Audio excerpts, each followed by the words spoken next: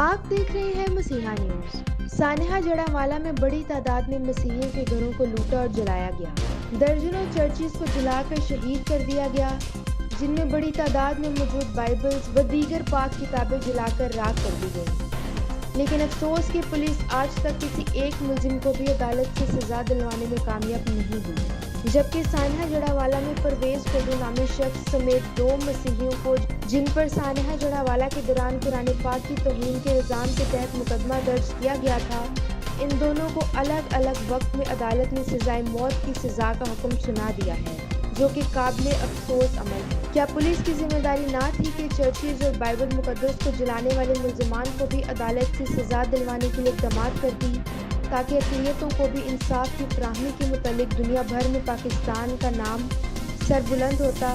انسانی حقوق کے علمبردار پاکستان مسیحا ملت پارٹی کے سربراہ اسلم پرویز سہوترا کی میڈیا سے گفتگو۔